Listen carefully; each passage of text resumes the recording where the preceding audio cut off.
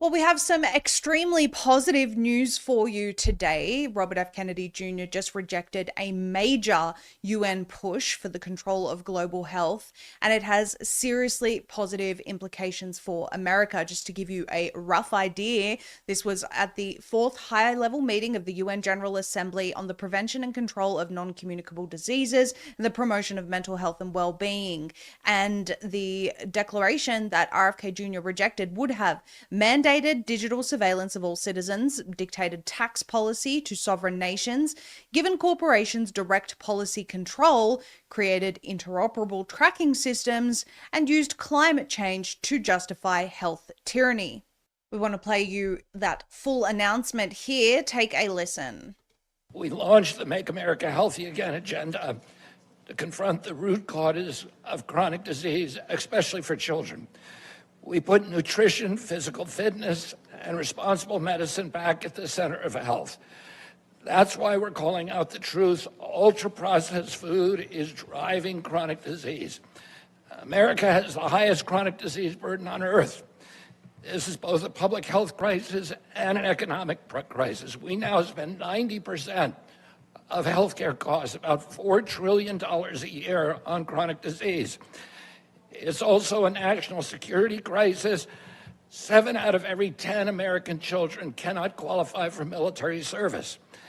America suffers more than anybody else, but this is a global calamity. More than 40 million people die around the world each year from chronic disease, and 7 out of the 10 most common causes of death are chronic disease. President Trump wants to lead the effort globally against ultra-processed foods and the medical and physical illness associated with it. We're calling on the international community to come together to combat this scourge. We cannot defeat the epidemic alone, but the UN's approach is misdirected. It attempts both too little and too much. It exceeds the UN's proper role while ignoring the most pressing health issues. And that's why the United States will reject it. More specifically, we cannot accept language that pushes destructive gender ideology. Neither can we accept claims of a constitutional or international right to abortion. The WHO cannot claim credibility or leadership until it undergoes radical reform. The United States objects to the political declaration of non-communicable diseases. Member states decided earlier this year that this meeting should approve a declaration in advance by consensus to ensure this gathering would not be marred by controversy. But the declaration is filled with controversy, with provisions about everything from taxes to oppressive management by international bodies of communicable diseases. The draft declaration before us today should not have been included in today's agenda. The United States will walk away from the declaration, but we will never walk away from the world or our commitment to end chronic disease. We stand ready to lead, to partner, to innovate with every nation committed to a healthier future. And we wanted to play that whole thing because, as you can see, it's really not that hard for a country's health representatives or top of the food chain when it comes to health leadership to go into the WHO or the UN and say, look, this is not adequate. It's not adequate because it doesn't address these issues, plus you're overextending your authority, you are encroaching on our sovereignty, and we will be having none of it. It's really not that difficult, and yet so many nations across the world have gone ahead and agreed to the WHO's pandemic treaty, the IHR amendments. They want to agree to whatever overreach the UN wants to have. And every single nation can take a leaf out of RFK Jr.'s book right there and say, no, we're going to manage this ourselves.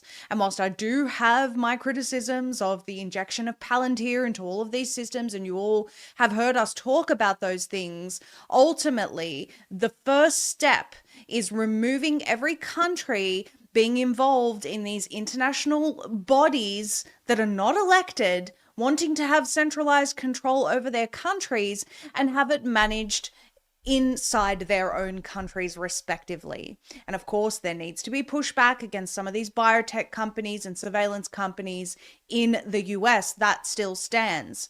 But this move, rejecting what the UN is doing, is absolutely phenomenal. We applaud RFK Jr. for this, and we hope that other countries will follow suit. Are you protected in a world where threats of EMPs, solar flares, 5G, and all types of EMF are interfering with our very existence? Escape the grid with Escape Zone, bringing you the highest quality Faraday technology for ultimate preparedness. Choose when and where your devices are detectable. Faraday bags protect you from EMPs, car theft, card and device skimming, identity theft, tracking, Bluetooth, and GPS. Choose from premium mobile Faraday bags, crossbody bags, laptop bags, and even women's handbags, or opt for the optimum protection with a ballistic backpack, combining cutting-edge Faraday technology with a ballistic 3A Kevlar for the ultimate protection and preparedness.